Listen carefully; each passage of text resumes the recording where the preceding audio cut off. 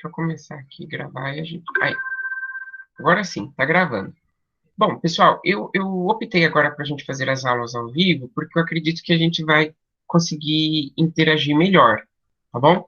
Então, por esse motivo que a partir de agora a gente vai passar para essas aulas ao vivo, mas é lógico que sempre procurando atender a demanda de vocês, o que vocês precisam, o que for melhor para vocês. É, até a semana passada, nós estamos ainda no romantismo, né? Só que nós estamos no romantismo em prosa, esses esqueminhas. Manu, duas coisas eu não consigo fazer. Dois eu não consigo. Mas como eu gravo essa aula, aí essa aula vai para a plataforma do. Vai para a plataforma da escola de vocês, do referencial. Tá bom? Beleza.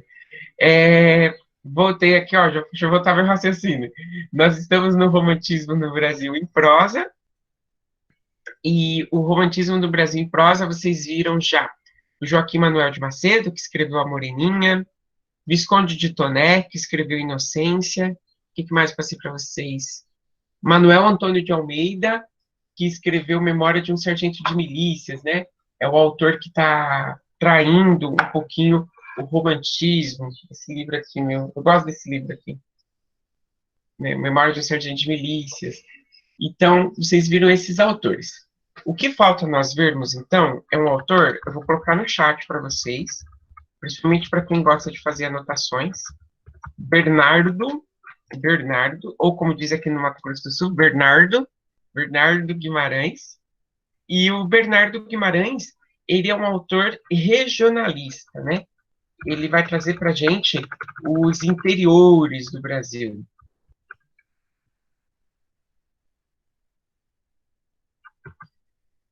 Quando ele tem, então, essa questão de ser um autor regionalista, o autor, ele pretende, assim, trazer,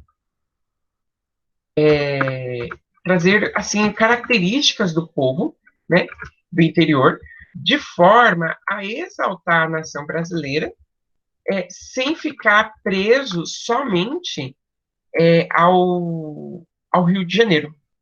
Porque os autores da prosa, eles estão muito focados no Rio de Janeiro.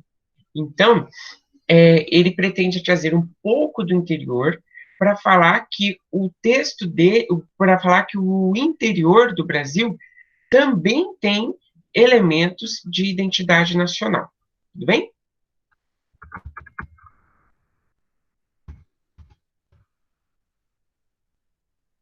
Estou digitando aqui no chat para vocês, não sei se vocês estão anotando no caderno, porque o terceiro que não anota no caderno. Então, ó, ele faz essas características interioranas de forma a ressaltar as características desse povo do interior. Então, por exemplo, ele vai trazer os hábitos, os costumes, o jeito de falar, o jeito de vestir, ele vai trazer o que essas pessoas, onde essas pessoas convivem.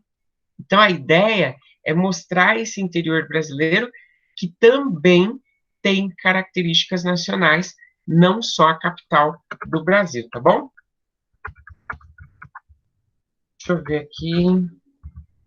Peraí, que tem uma aqui no chat, eu vou ver.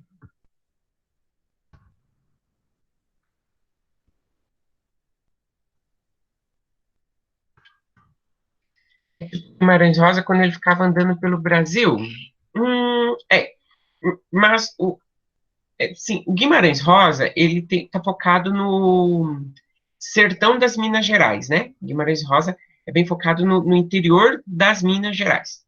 No caso do Bernardo Guimarães, ele também aborda esse interior das Minas Gerais, mas ele também traz o estado de Goiás para o texto.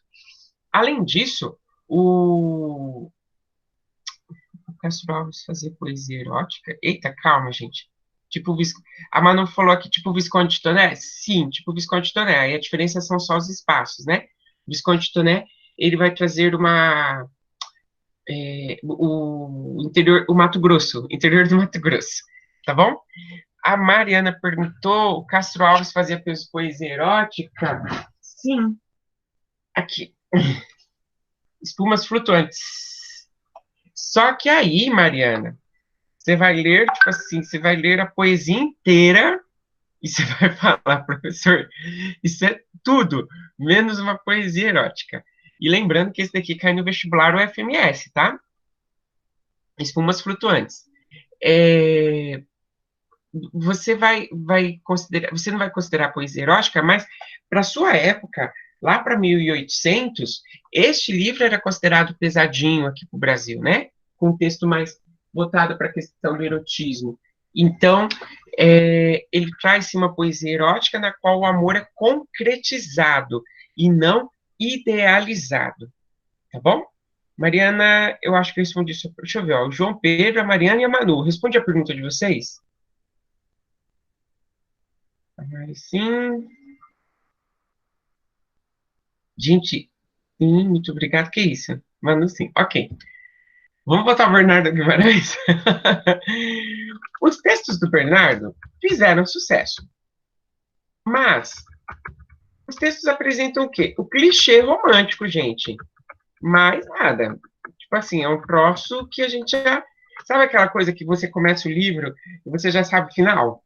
Pronto, é Bernardo Guimarães. Ele vai trazer aquele texto que o casalzinho conhece, sofre, sofre, sofre, sofre, ou morre, ou ficam juntos no final. Pronto, acabou. Já era. É isso. Então, os textos apresentam o clichê romântico. E depois, a Nerd e o Valentão. Exato, exato. Isso daí, Mari, isso daí. Vamos supor, então, Mariana, em terceiro ano, que ele escrevesse uma coisa diferente, um texto diferente, um texto que, igual a Mariana falou aqui, a Nerd e o Valentão, vamos supor que a Nerd dá a volta por cima, fica poderosona, e aí desanda, não quer saber desse Valentão, um abraço para ele, não quer saber mais dele. Ninguém vai ler, né? Então ele tem que trazer um pouco do clichê romântico. Só que no caso do Bernardo Guimarães, ele apelou demais para esse clichê.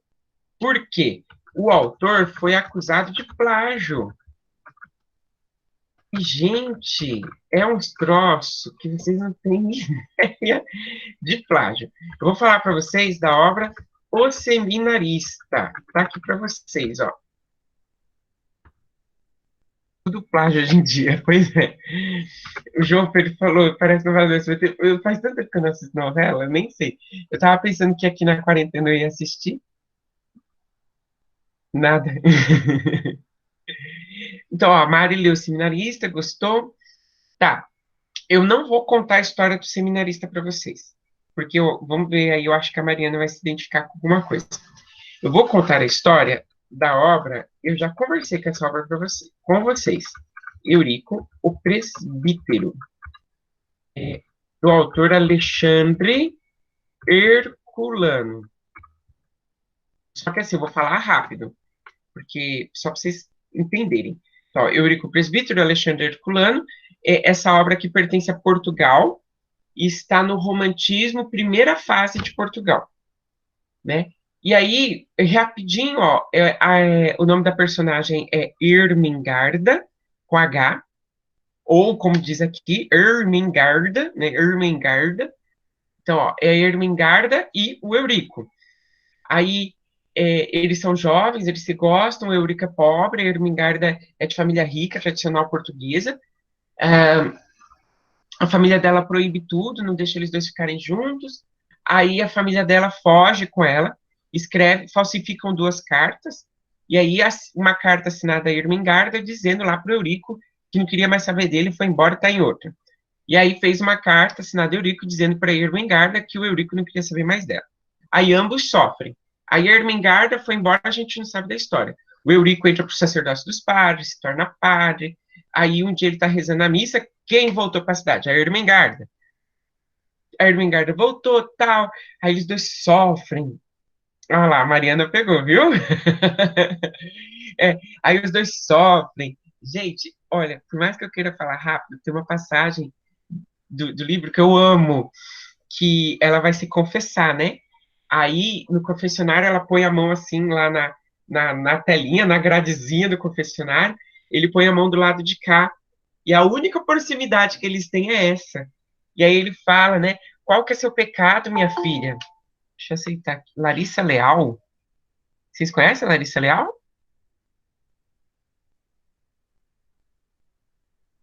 Sim? Ah, tá. Pronto, já aceitei.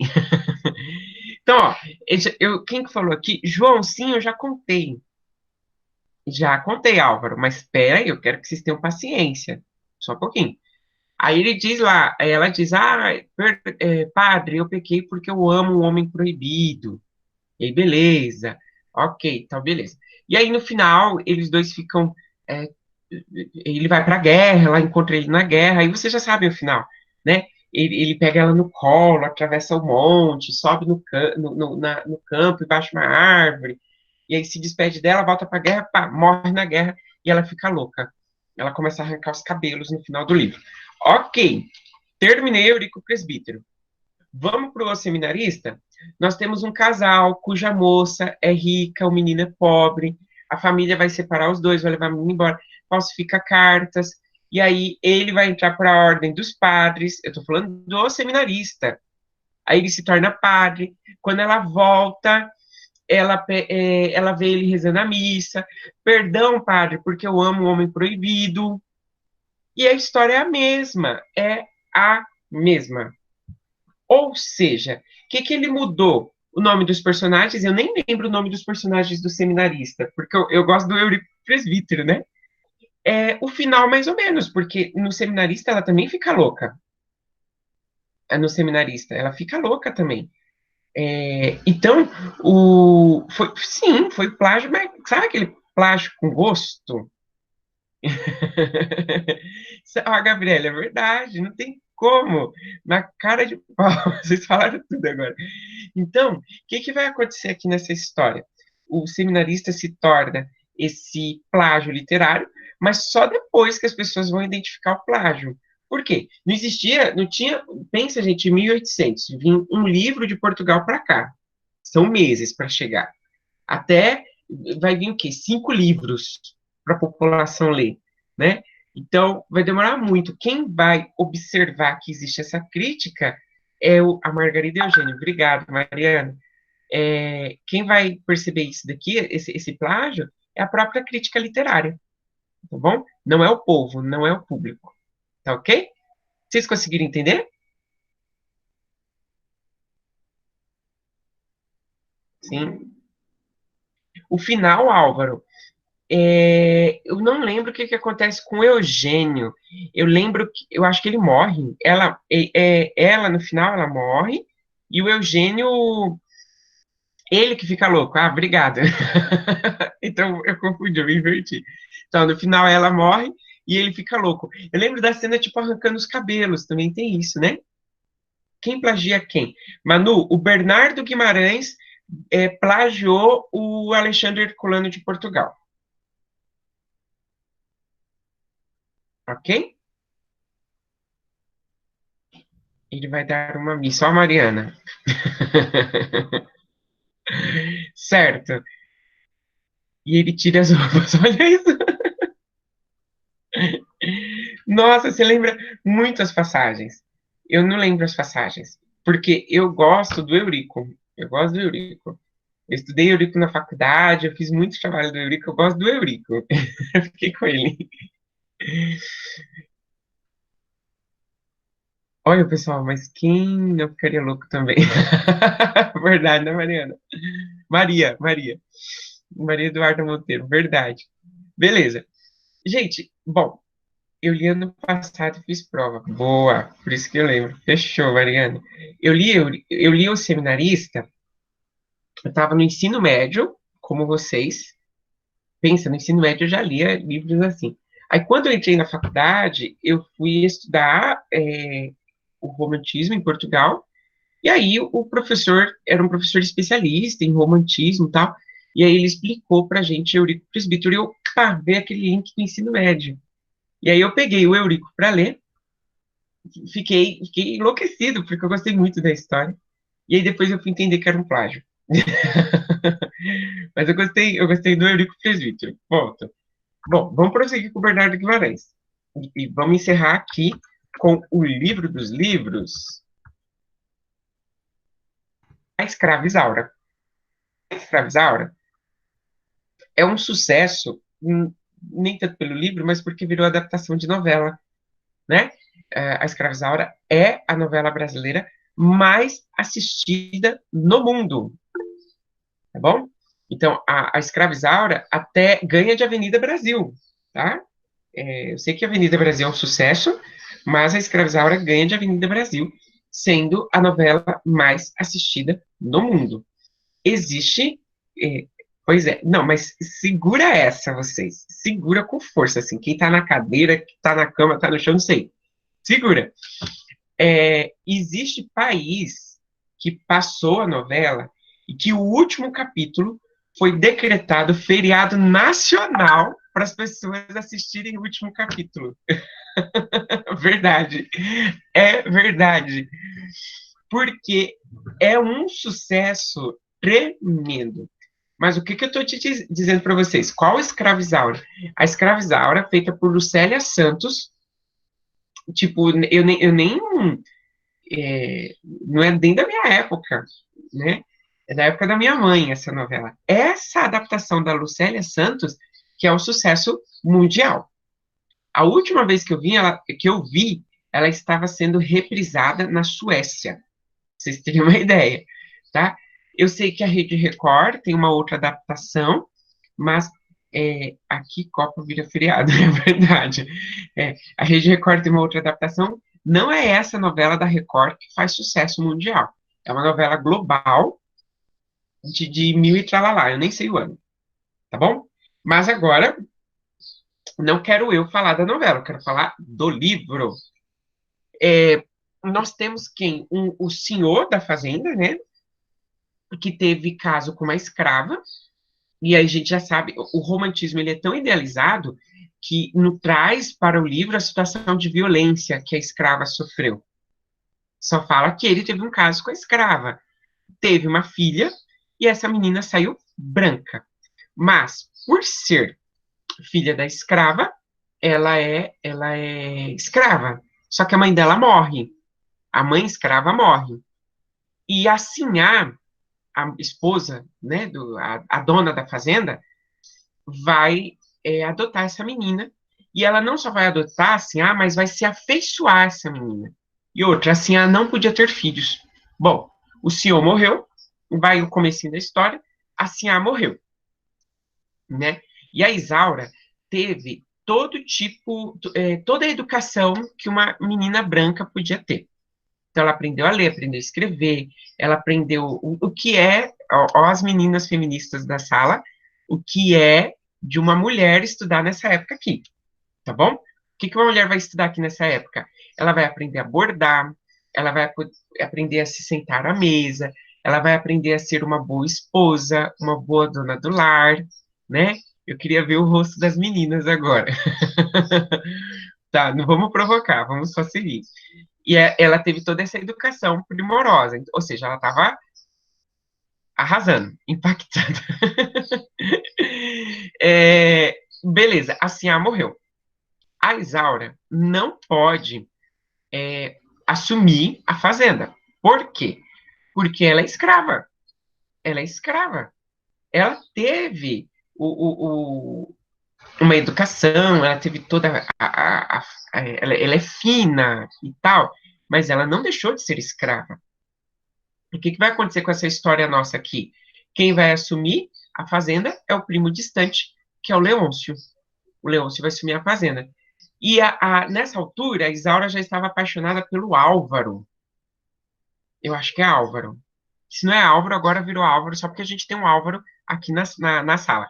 Então virou Álvaro. E aí, e ela vai se apaixonar por ele, tá beleza. E o amor é correspondido, ele quer se casar com ela, ou seja, ele não é um sujeito aproveitador, aquela coisa e tal. Ó, o Charme veio do novo, viu, mesmo? Bom, gente, o resumo da nossa história. O Leôncio, pelo fato dela ser escrava, ele quer ter ela como sua escrava, né? Então ele quer ter relações com ela, só que o livro não fala desse jeito, o livro fala de um jeito todo meio encantadinho, né? Ou seja, o cara quer abusar da menina mas o livro é romantismo, então fala de um jeito encantado. Então, ele quer abusar dela, ele quer que ela trabalhe para ele, né? E aí ele vai tirando alguns privilégios dela. Por exemplo, ela não pode mais morar na casa grande, ela vai morar na senzala com os outros escravos. Ele castiga ela igual castiga outros escravos.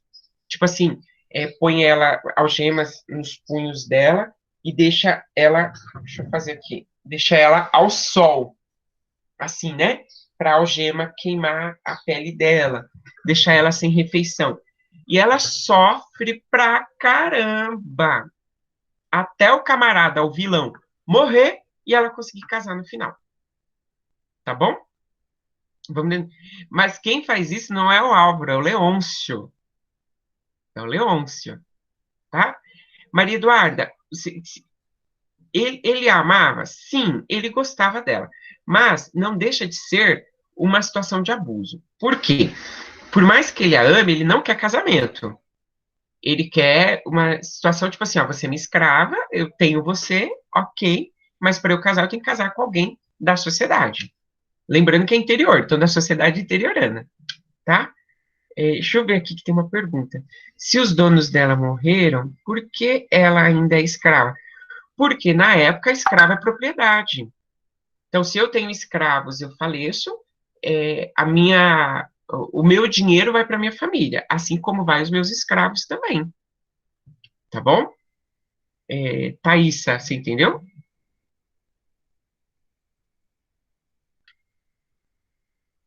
Ah, de nada. Que isso? Bom, então, mas eu tenho uma denúncia para fazer. O que que acontece? A escravizaura é semelhante um texto que se chama A Cabana do Pai Tomás. O livro não tem bem um tiquinho de crítica? Não, Lívia, não tem. Nem um pouquinho de. Não, não tem. A Thaísa, mais plágio? Sim! É outro plágio, mais uma cópia. Tá? Só que aí eu fico em dívida com vocês porque eu nunca li A Cabana do Pai Tomás. Eu só sei que é o plágio, tá bom? Pois é, o pessoal, jeitinho brasileiro. Pois é, desde 1800 a gente já tem, né? Ok? Mas a gente tem que ter em mente que foi só o Bernardo Guimarães que fez isso, tá bom? Outros autores não fizeram. Beleza? Bom, vamos prosseguir, porque eu tô vendo agora, gente, é que se é do romantismo, não. 8:10, a gente vai até 8 e... Eu já esqueci. A Megera Domada pertence a William Shakespeare, e a Megera Domada é literatura vitoriana? Não, literatura elisabetana. Até 8:45. Obrigado, meninas. Eu ia olhar aqui, nem vou olhar. Então, não. A Megera Domada é do William Shakespeare, né? Então, não. Não. Tudo que for relacionado à literatura inglesa, a gente não divide a literatura inglesa por período literário. A gente divide a literatura inglesa por monarquia. Então, por exemplo, nesse atual momento é a Rainha Elizabeth. Todos os autores que produzirem no período da Rainha Elizabeth, nós estamos no período elisabetano, ok? Período vitoriano, Rainha Vitória. E aí vai, ok? Eu pesquisei aqui, pareceu a novela e não livro. Mas você pesquisou o. Peraí, que eu tava falando para elisabetano. Manu, você pesquisou a escravizaura?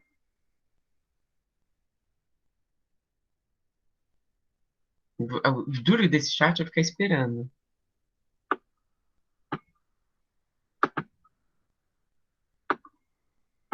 Peraí. A escravizaura, Mariana vai ter.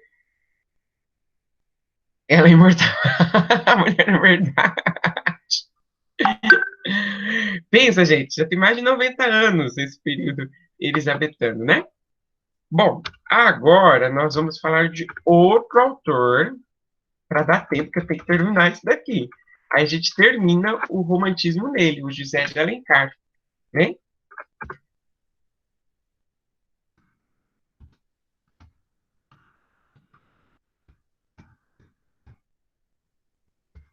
Gente, deixa eu fechar esse meu WhatsApp aqui, porque ele vai ficar toda hora. Pronto, vai ficar melhor assim.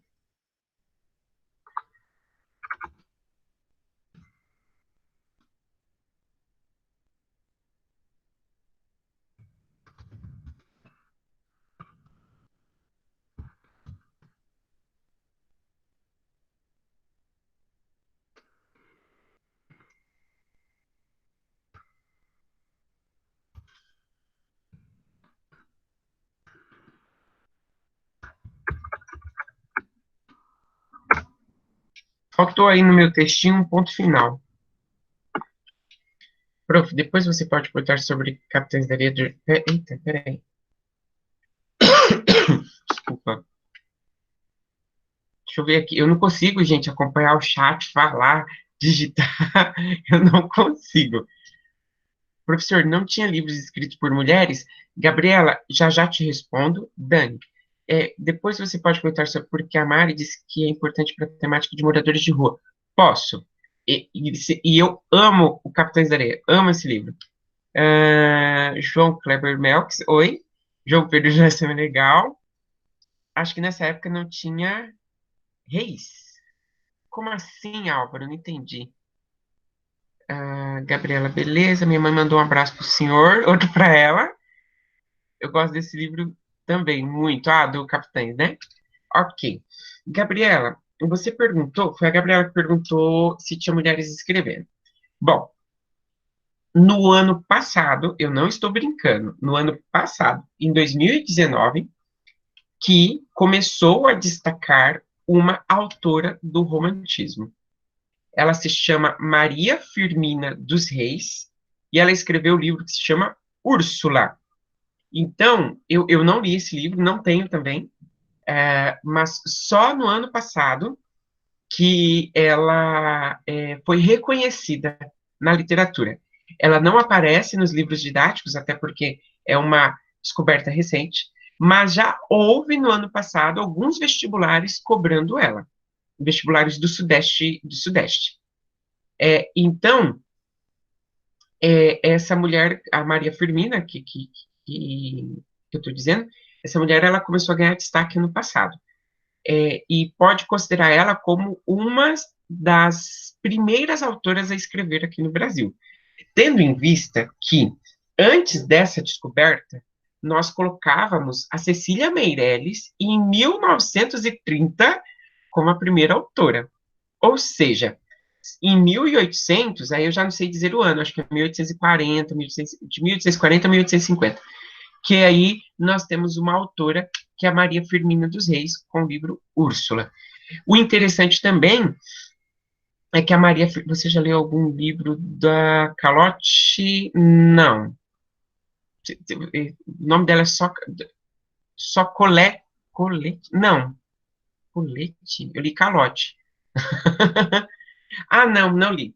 Minha literatura francesa, ela está baseada mais, tem ali até o Victor Hugo, né, o Corcunda de Notre Dame e tal.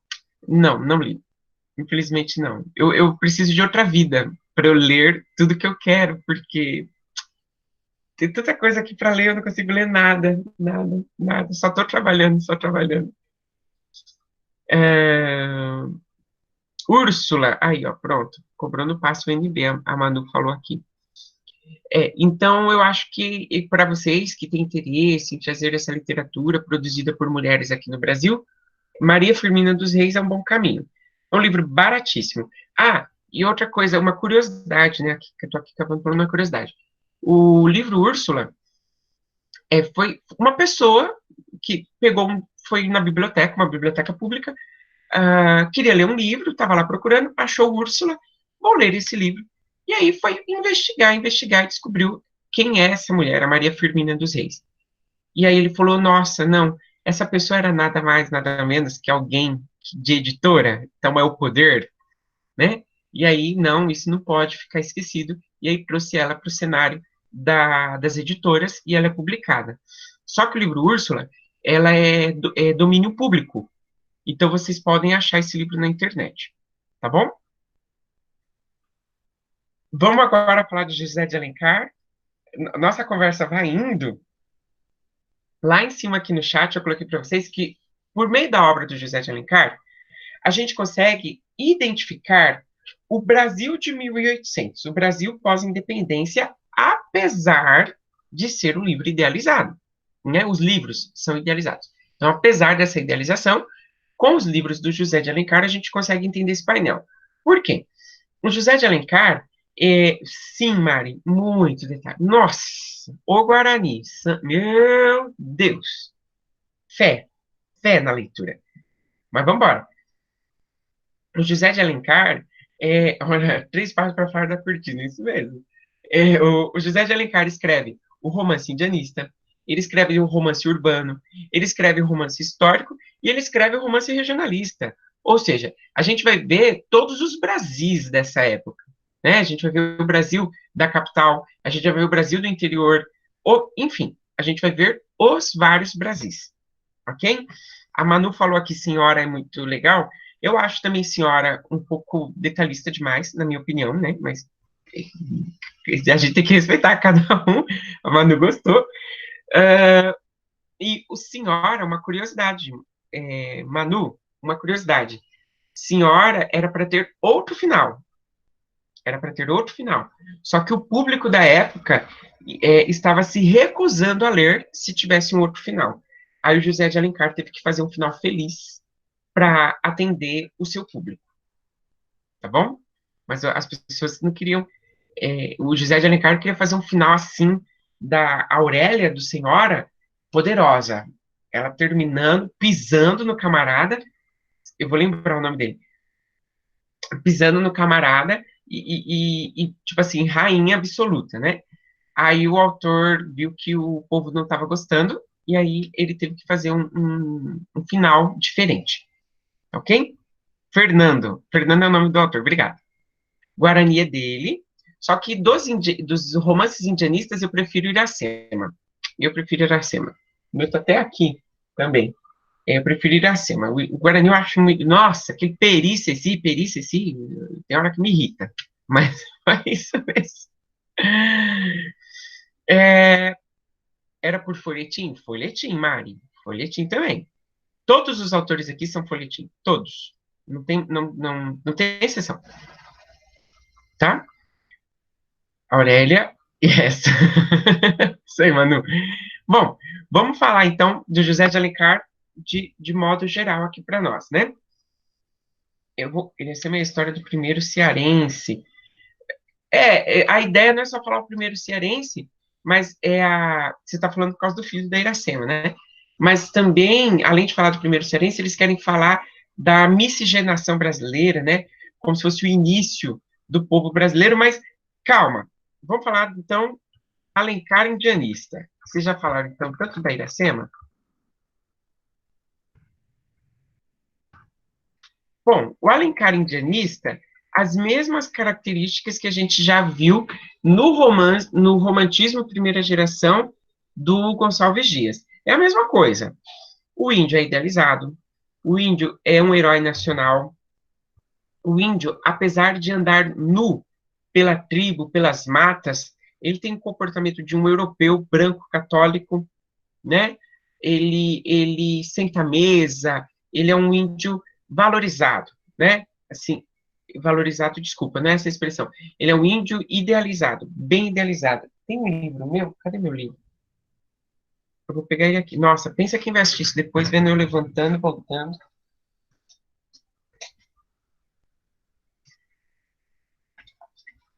Vocês se lembram que eu sempre uso esse livro como base aí nas nossas aulas, em presencial, na distância também.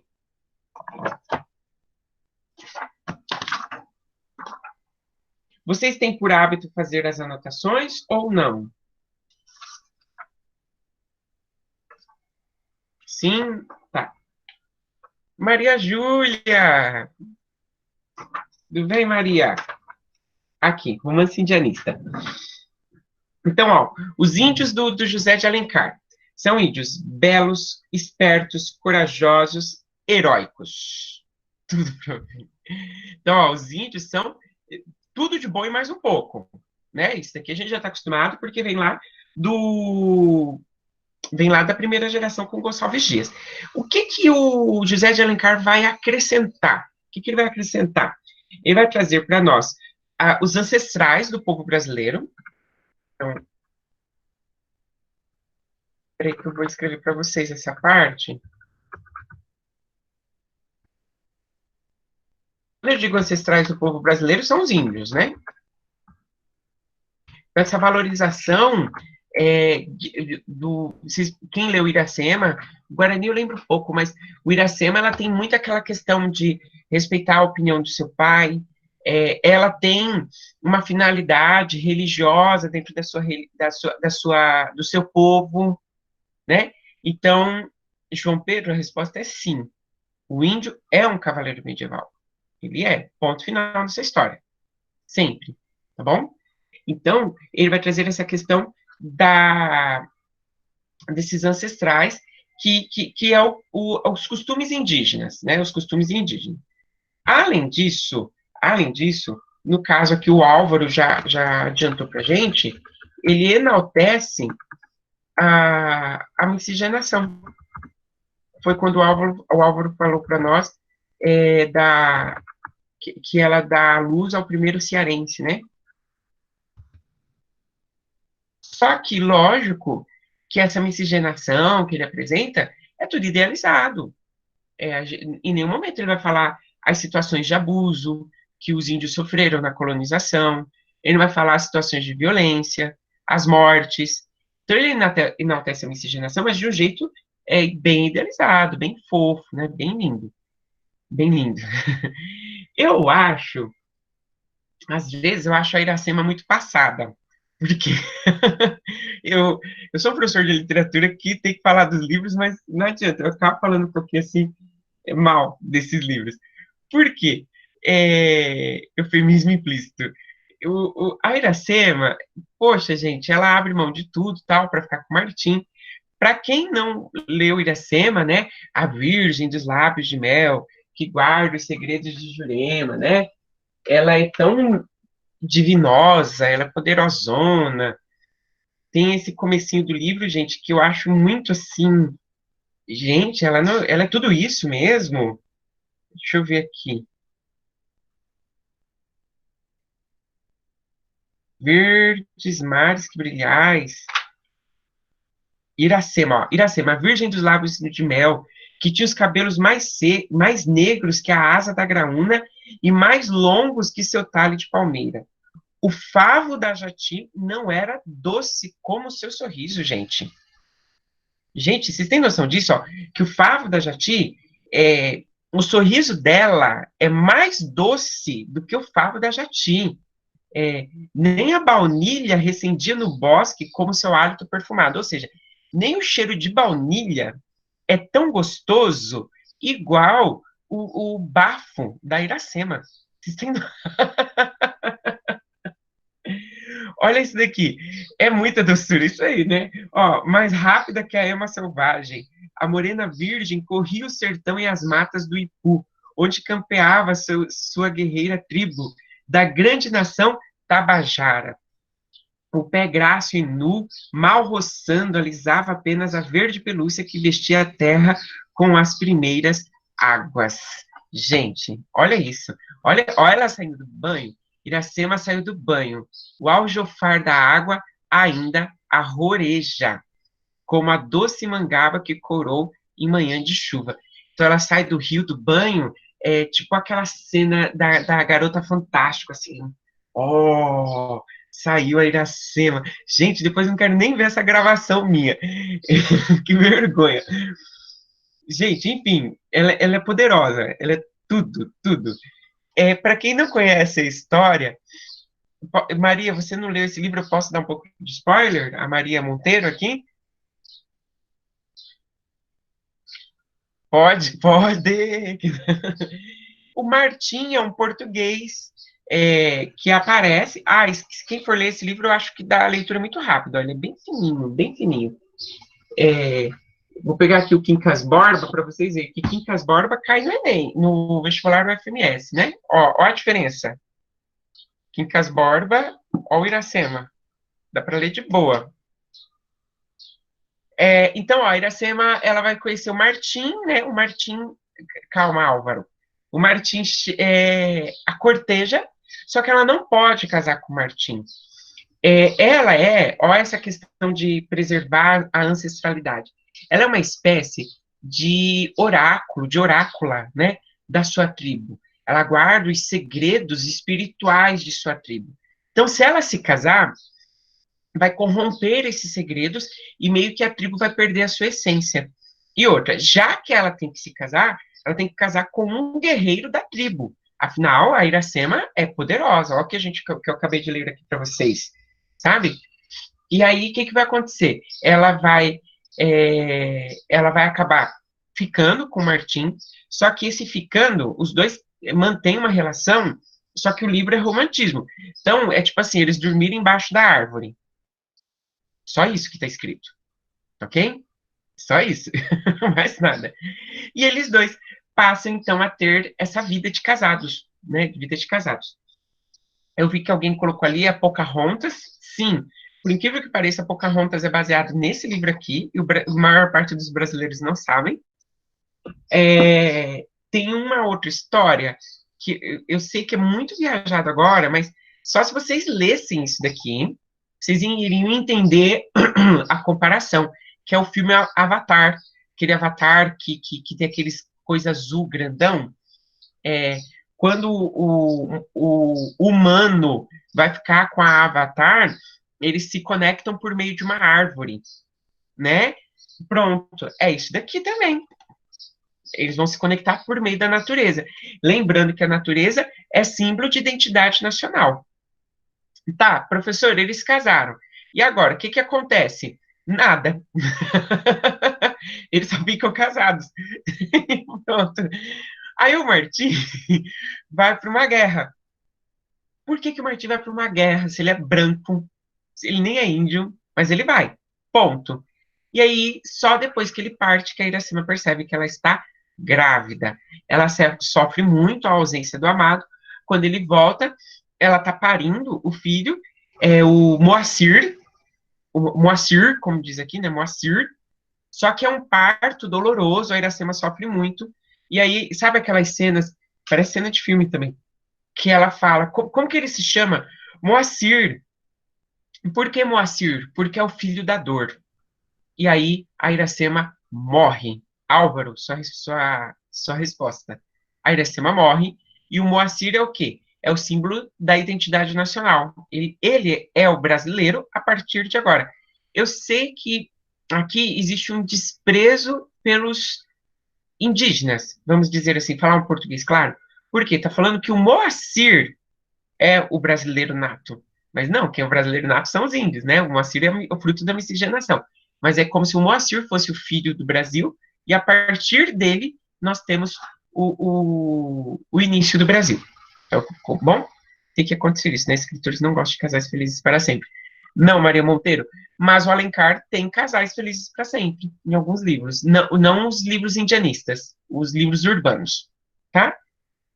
Gente, meu Deus, já é 8h30. Alguém tem dúvida do Alencar indianista? De boa para vocês? Então vamos falar de outro agora. O Alencar urbano é o que eu mais gosto. E eu gosto por causa da zoeira.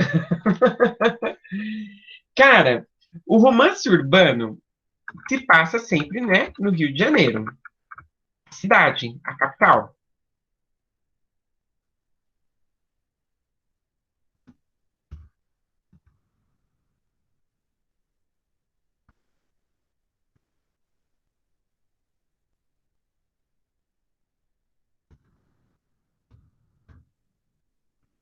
Olha o que eu coloquei aqui no chat para vocês. O Rio de Janeiro, todos os autores urbanos fazem o Rio de Janeiro idealizado. Todos. O Alencar, ele vai um passo a mais dessa idealização. Qual que é? O Rio de Janeiro, do José de Alencar, é um Rio de Janeiro que parece a cidade de Paris. Você tá andando, eu nunca fui ao Rio, mas seria assim, você está andando pelas ruas do Rio de Janeiro e é como se você estivesse andando na Champs-Élysées. Pronto, é essa a proposta do Alencar. O Alencar esconde nos seus livros os problemas do Rio de Janeiro: a pobreza, a desigualdade, a sujeira, a condição humilhante dos escravos. Isso, ele esconde tudo isso, não tem nada disso nos livros dele. Então, os livros trarão para nós um Rio de Janeiro idealizado, um Rio de Janeiro que parece com a cidade de Paris, ou qualquer outra cidade da Europa. Mas o Rio de Janeiro do José de Alencar não parece o Rio de Janeiro. Ok? Os personagens que não trabalham. Eu errei aqui, peraí. Ele vivia da literatura? Sim. E ganhou dinheiro, viu?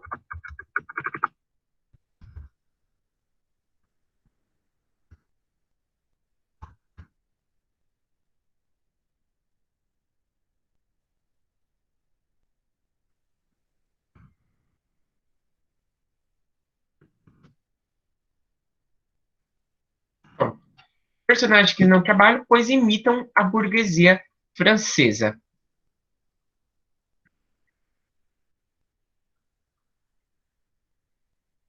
Ixi, Manu, falando assim, não sei não. Se alguém souber aí da sala, ó, a Manu perguntou assim, peraí, deixa eu abrir aqui de novo. Ela se joga na água, é do romantismo? Eu não sei não. A Iracema eu sei que não é. Ó, qual livro que a indígena se joga na água para ir atrás do amado que vai se casar com outra? Bom, não sei. Gente, deixa eu fazer o seguinte, deixa eu encerrar o Alencar, porque eu vou ter pouquíssimo tempo ou nenhum tempo para falar do Capitães da Areia que vocês pediram. Tá. Então, ó, a burguesia francesa, o que que eles faziam? Ou melhor, o que que eles não faziam? Eles não trabalhavam. Os personagens do Alencar Urbano são personagens que vivem em prol do amor e dos afazeres da burguesia. Quais são os afazeres da burguesia? Hoje eles vão ao teatro, amanhã eles vão à ópera, aí amanhã eles vão a um sarau de poesia, depois tem um jantar. O livro inteiro, serão esses os afazeres dos personagens. E esses afazeres servem de pano de fundo para a luta que eles têm do amor, do sentimento. Eles estão lutando por amor, e aí eles é, vão acabar assim, tendo um final feliz.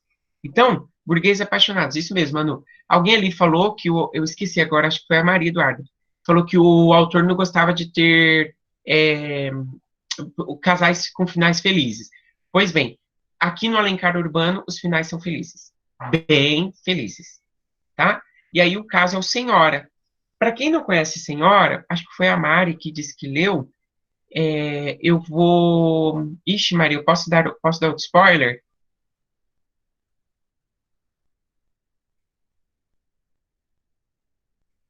Manu, o final feliz depende... O único que eu sei que o povo mudou foi o Senhora.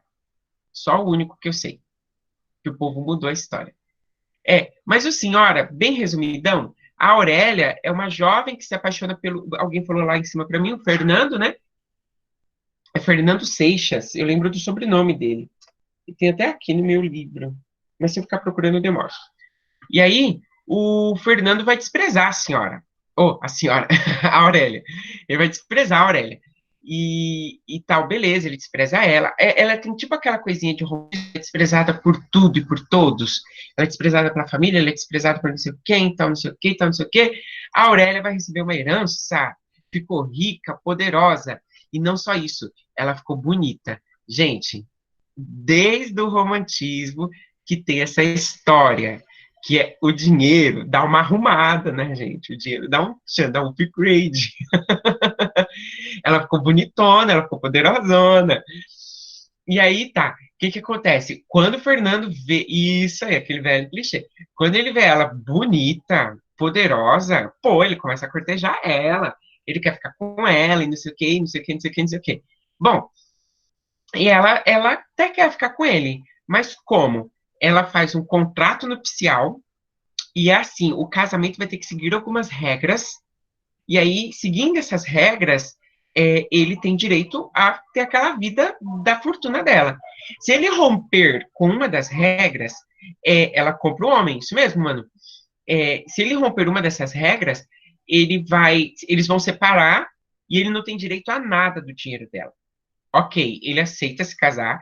Quando ele se casa, segundo o narrador, ele está apaixonado, então ele não está de olho no dinheiro dela. E ela, desde o princípio, ela está de olho na vingança.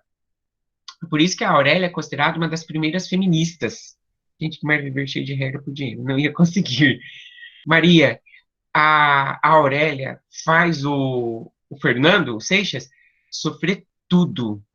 Sabe, cara, mano, gente, tá aquelas coisas assim, tipo assim, de derrubar a água no chão, e tipo assim, é, é, eu tenho que passar por aqui, ele tem que se jogar no chão, ela tem que passar por cima dele, sabe?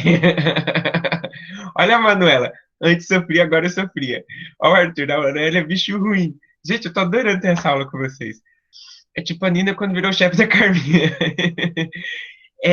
São coisas humilhantes. Tipo, ele vai ter que dormir no quarto dos empregados. Vai ter um jantar hoje aqui em casa. Jantar da burguesia, pompa, comida e tal. Fernando, você vai comer na cozinha com os empregados arroz com feijão. Pronto. A Aurélia pisa no cara. Pisa no cara. Ela arrebenta. Até o ponto que ele não aguenta mais. Quando ele não aguenta mais, quando ele não aguenta mais, ele vai pegar e vai romper com ela, vou embora, não quero saber de fortuna, não quero saber de aurélio, não quero saber de merda nenhuma. E aí é o final que o público mudou. Por quê? A princípio, o Alencar ia fazer o quê? Ok, tchau pra ele. Ele que vá a merda. Meu Deus, vai ficar gravado. E aí, ele que se lasque, né? E aí o público não queria esse final. No final, ela volta atrás.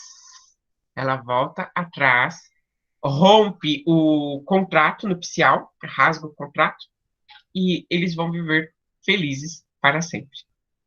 Ó, o Arthur gostou. O Arthur é meu primo, e Arthur Muniz. Eu sou meu Zedek Muniz. Lei do chiclete. O que vai e volta é esse, o chiclete? Travou a minha aula? Ah, não, a Manu já tá rindo também. Ah, tá.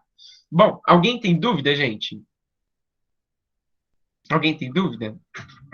Tá de boa? Gente, deixa eu pegar aqui. Meu Deus. Se vocês verem como tá minha mesinha de apostila, eu já fiz um teatro, né? Esse vai ser o final. E esse final em peça é comovente. É para pôr o nome? O nome é pro. Aqui no final eu vou pedir para vocês porem o nome. Pisa e gruda. Ah, pisa e gruda, adorei. A Cabra Vadia, de Nelson Rodrigues. Seminário dos Rastros, Lígia Fagundes Telles. É uma leitura pesada, chata, no caso. A Cabra Vadia eu acho pesado. E o Seminário dos Ratos é uma delícia. O meu tá até aqui também. Porque é livro de vestibular, né? O Seminário dos Ratos. Eu gosto. Seminário dos Ratos é conto, livro de conto. Esse daqui, ó. É muito. Eu, particularmente, esse daqui eu gosto muito. Tá?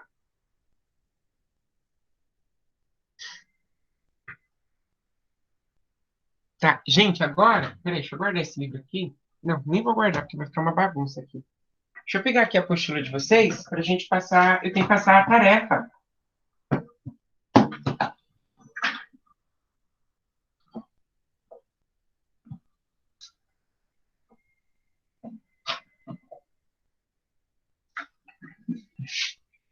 Os professores passam a tarefa aqui no vídeo para vocês, normalmente?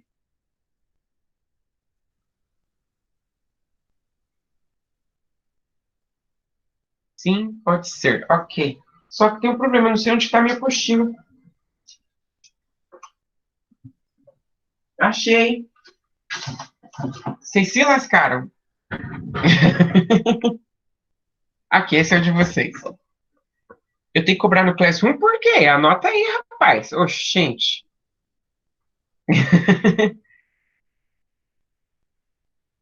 O Recado do Morro de Guimarães Rosa e tô achando muito chato. Guimarães Rosa, mas é porque, Manu, esse daí eu nunca li, é um conto. É um conto, é uma pergunta, né? Guimarães Rosa é difícil. Eu acho uma leitura difícil. É prazerosa, mas é difícil. Eu acho ele bem, bem denso. Vocês conseguem, por favor, anotar? Que prazer. Ah, porque prazer aqui. Tô chorando a cada página. Peraí, o Valdinho tá falando pra colocar no Classroom e mandar fotos das resoluções. Ah, eu mandar foto de resolução pra vocês? Até parece, vocês não merecem. Ah, então eu vou fazer assim, eu coloco lá no Classroom pra vocês, mas eu tô com medo de vocês não fazerem.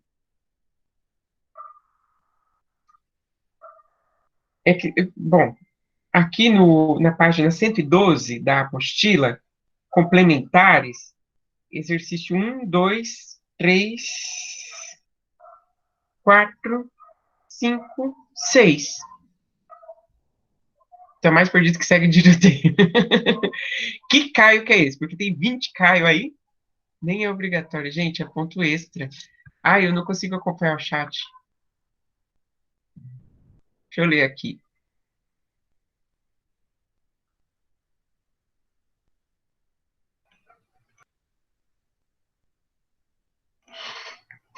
Algum abriu o áudio, quer falar alguma coisa? Ô, professor, Quem você que tá pode falando? repetir? Vamos lá. Gente, calma, que página? Olha lá. O Caio chato, né? Página 112.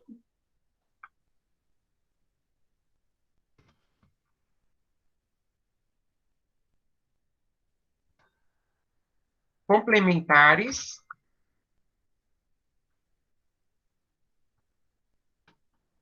do 1 ao 6. Ok? Alguém tem dúvida, alguma observação, alguma pergunta? Que você não dá plantão? Gabriela, eu tô toda quarta-feira no plantão. Toda quarta-feira tá lá. Livro 2, Álvaro, livro 2.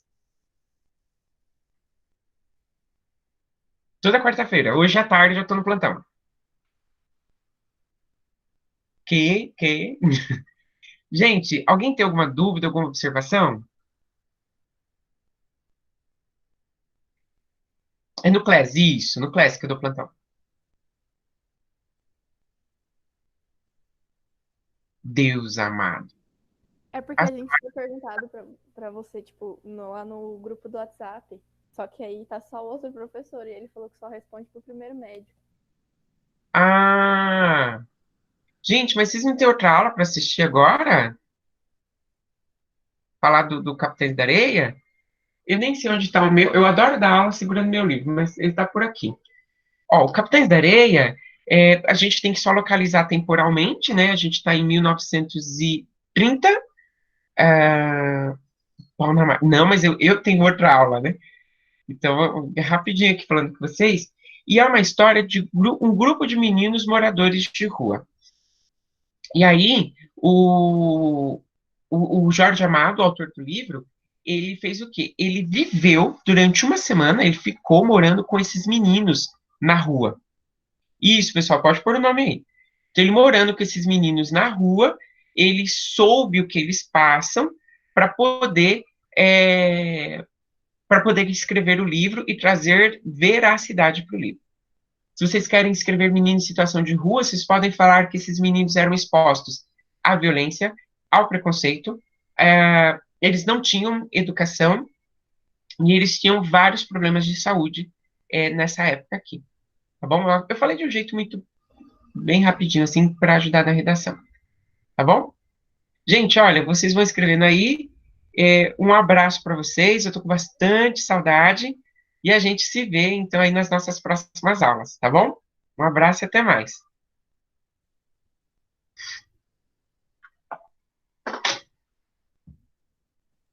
Tchau, prof. Tchau, um beijo. Eu vou esperar vocês escreverem aqui para eu poder parar a gravação.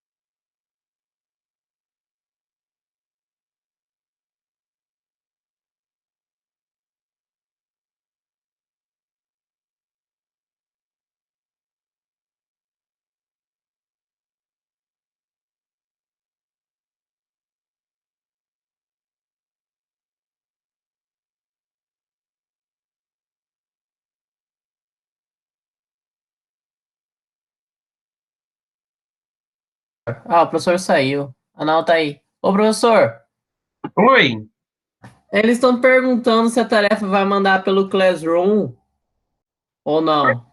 pode ser? Pode ser? Pode. Tá bom, então. Tchau, tchau, Um pro. cheiro. Tchau.